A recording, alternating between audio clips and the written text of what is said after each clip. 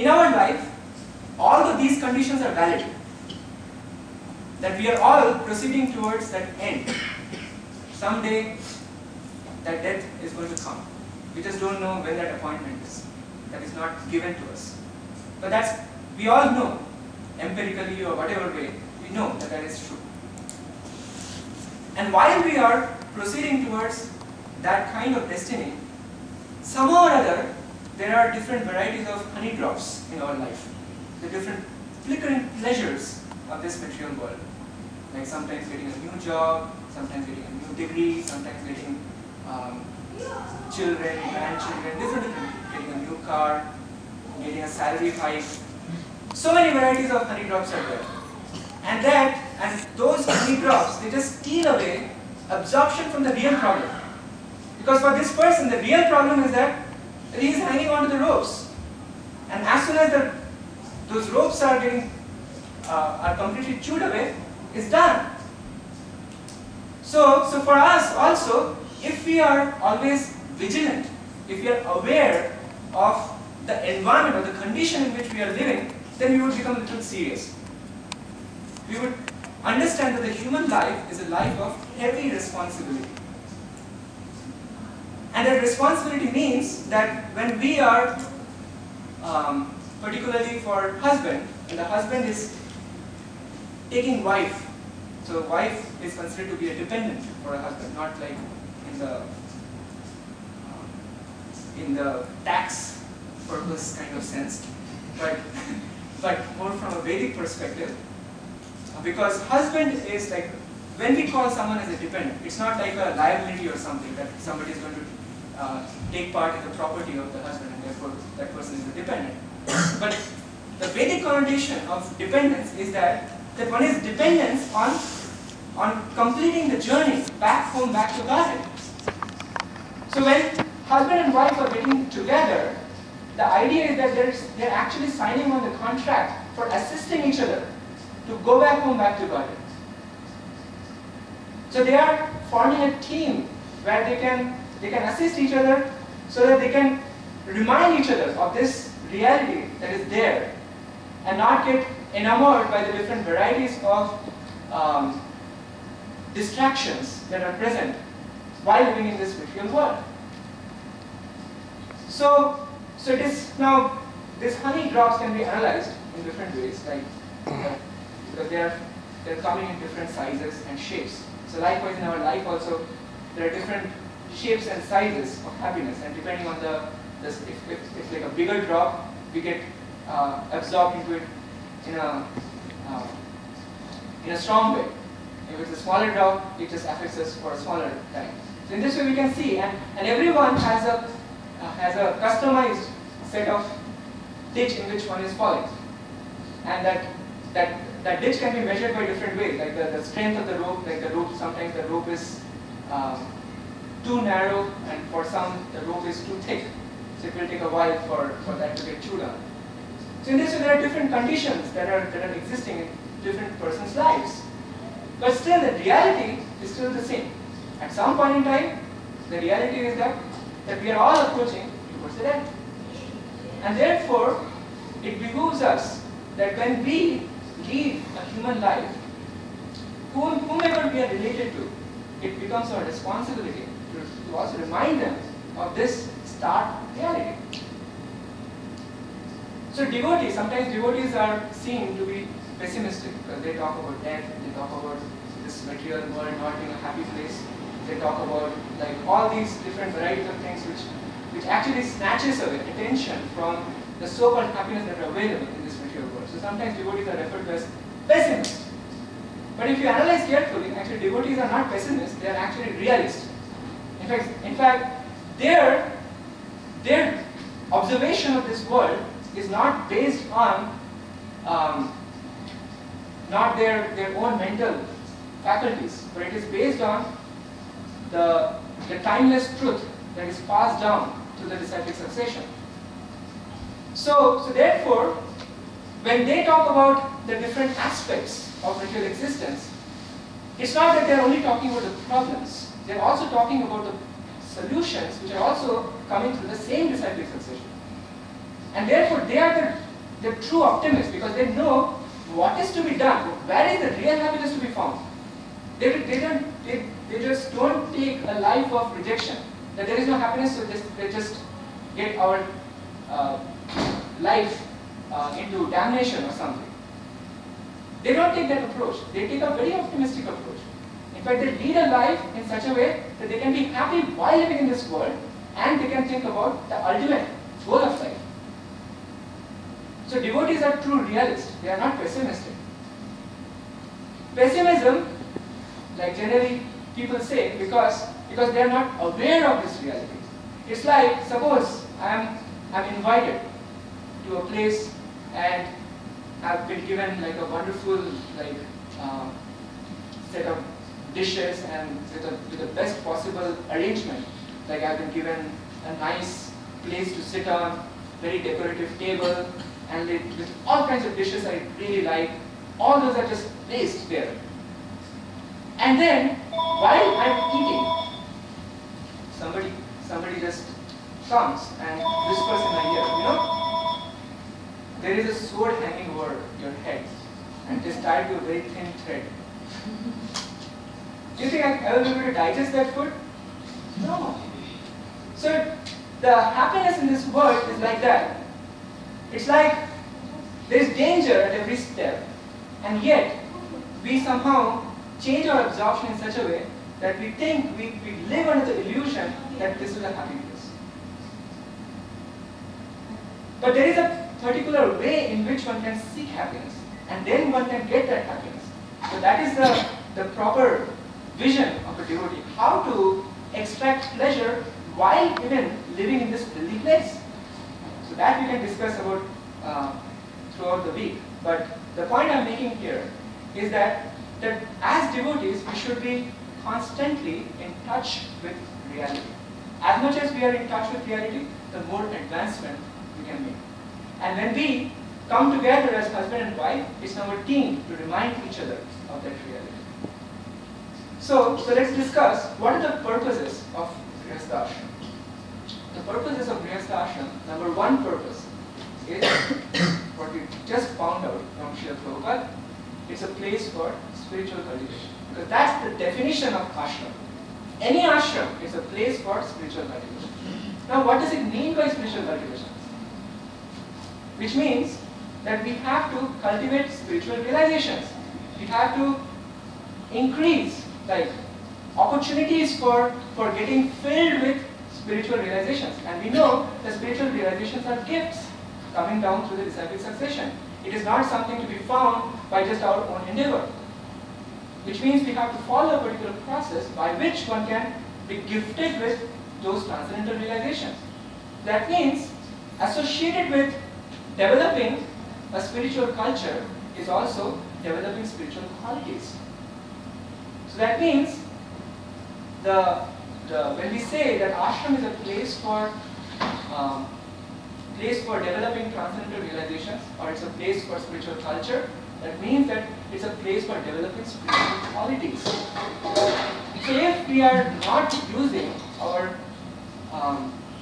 association with our spouse in trying to enhance those spiritual qualities, then we are not actually fulfilling the requirement of the Grihastha Ashram. So it's a very, very important thing to assist each other in that ashram, to develop that spiritual quality.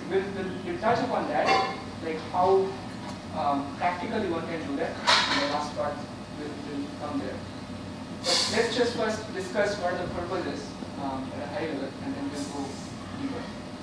The second purpose of the Grihastha Ashram is to accept dependence on behalf of Krishna. So accepting dependence, so as I said, for husband, wife is a dependent, because husband is signing a contract to assist the wife to complete the journey back to Godhead. And similarly for husband and wife, children are dependent. And likewise, if we are assisting in the preaching movement of Chaitanya Mahaprabhu, those who are also part of the Bhakti Vriksha, for example, they are also dependent in one sense. So we are developing that close relationship. So anywhere the dependency is established based on advancing in Krishna consciousness, we can see the same formula getting applied, basically. So human life is a life of responsibility, means that we voluntarily take that responsibility. And when we take that responsibility of begetting children or marrying, now we have to understand what is the job description now. It's not just a matter of just marrying and then not knowing what we are signing up for. So accepting dependent means accepting the responsibility for delivering the dependence. And that is stated in the 5th canto, 5th chapter, 19th verse. This we will again focus on when we discuss the parenting in Krishna consciousness topic on Sunday. So there is a beautiful verse that appears: Guru na sasyat, Swajana na sasyat,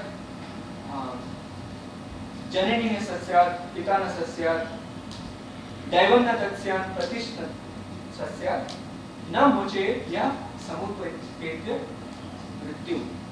That one should not become a spiritual master, Guru na sasyat. One should not become Swajan, one should not become a relative of someone. One should not become Janani or mother of someone. One should not become Pita or father. One should not become Daivam. Daivam means demigod. Demigod means like when you accept respect from someone. So taking that position. One should not accept that. One should not accept Pati. Pati means the position of husband. If one is not ready to deliver one's dependence from the clutches of birth and death. Na moche, moche means to deliver. Na moche yat samupetya mrityu. If one is not prepared to deliver one's dependence from the clutches of birth and death, one should not take that step of accepting dependence. So when we say that the purpose of Grihastha Ashram, one of the purposes of Grihastha Ashram is to accept the dependent, that means to accept that responsibility to deliver the dependence from the clutches of birth and death. That's what we're talking about. And the third purpose is to assist in the preaching movement of Chaitanya Mahaprabhu. Now that we have come in contact with the loving movement of Srila Prabhupada, now it becomes our responsibility to do something for the movement. So that means taking up services in the temple. It would be one of the most meaningful ways to participate in this mission.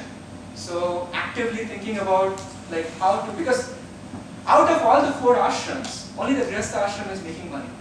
If you see, all the other ashrams, they're dependent on the Grihastha ashram. So when sannyasi comes, it's dependent's responsibility to somehow make sure that their preaching activities are supported. Now, sometimes for those who are untrained, they try to see sannyasis as parasites, that they are dependent on us, as if Krishna is not going to maintain them if you are not doing money. Krishna is anyway going to maintain them. But you are getting the privilege of supporting the preaching mission, and in this way you get benefited. It's not for their benefit.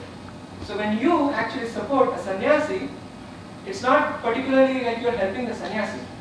You are helping yourself, because you are giving an opportunity to get that purification. Because money, the way especially the money is earned in this Western society, is very contaminating. And when we are getting an opportunity to purify that money by getting that source where we can donate, where we can be charitable, it's a great opportunity to purify our lives. Otherwise, money is just going to put us into more and more complexities of material existence.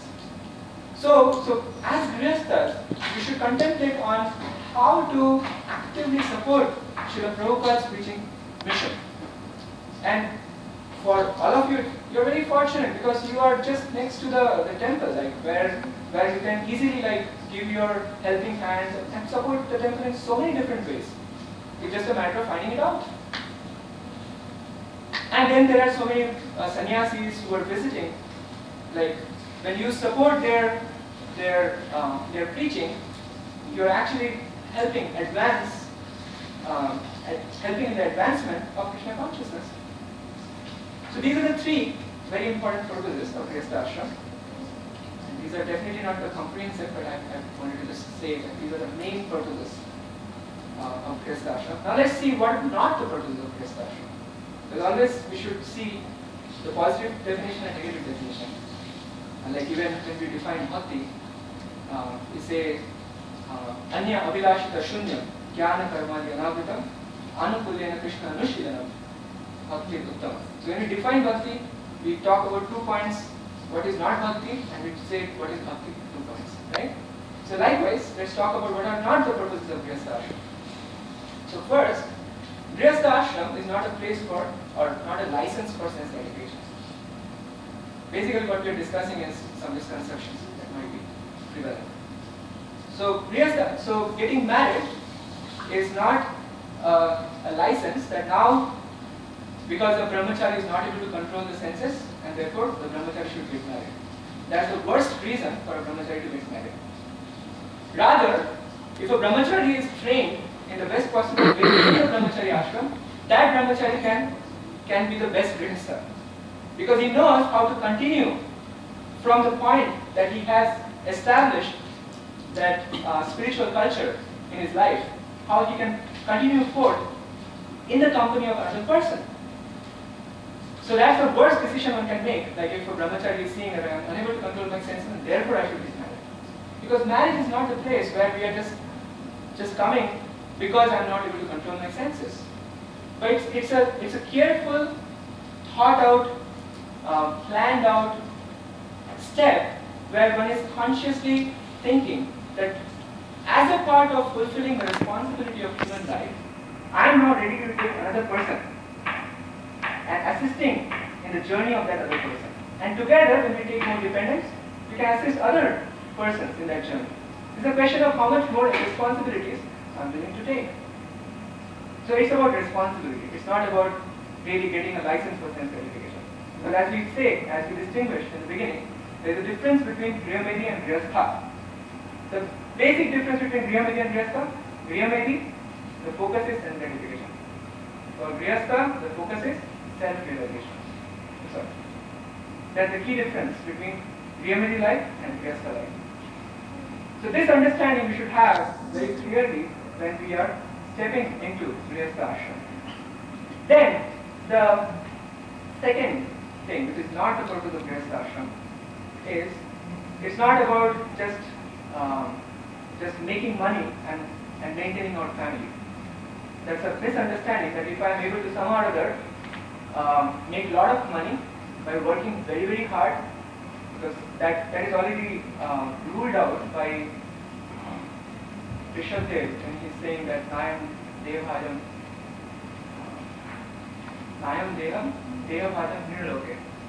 That like while having obtained this human form of life, Kashtan Kaman Anate Vid Bhujami. One should not act like, one should not follow in the footsteps of cats and dogs in just trying to work hard for maintaining family.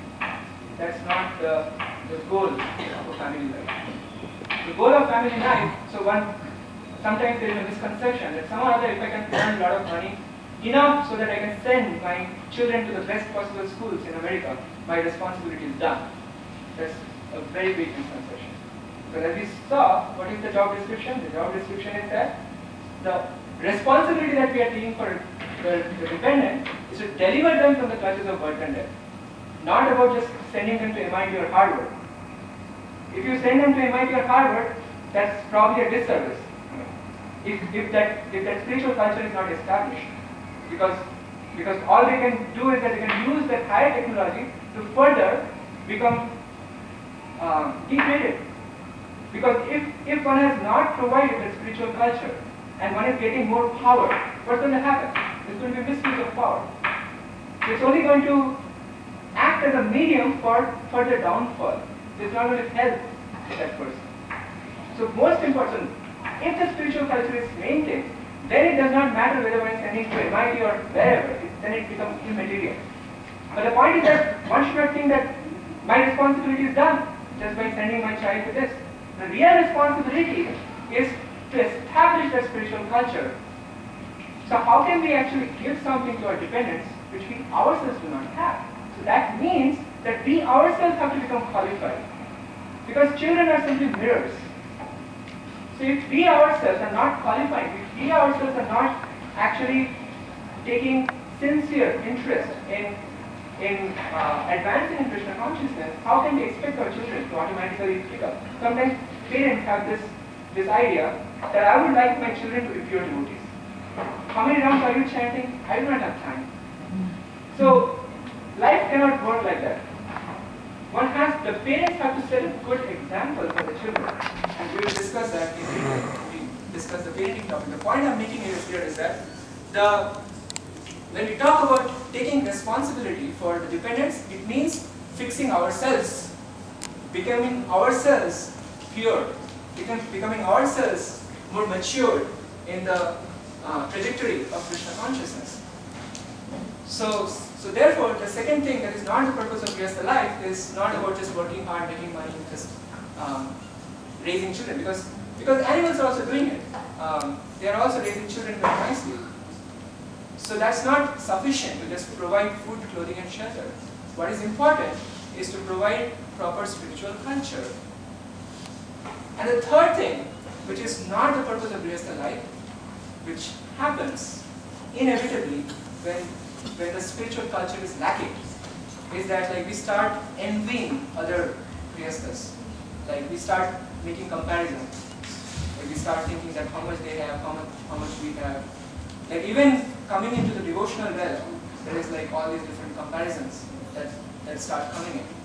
So therefore, third thing, which is not the purpose of Grihastha life, is not to just start thinking about how I am doing better than others and start comparing and start envying others. Now, when we discuss the purposes, obviously we are talking about Grihastha ashram. We are not talking about dream-making anyways. We are talking about, therefore, those who are interested in Krishna consciousness. Let's assume. So even when they are taking interest in Krishna consciousness, still these kinds of mentality, it creeps in because of the conditioned nature. And especially in household, because it's like a team now. So they can now, as a team, further these departments of false ego and start thinking about how I'm better than others and all these things. So if we know very clearly that that's not the purpose, then we would at least be vigilant. So here, particularly in this verse, we notice that how Mother Devi, she expressed that she is very much distressed by seeing the opulence of her co-wives. Now, here I will make a distinction from a Shastric point of view. According to the Vedas, there is a difference between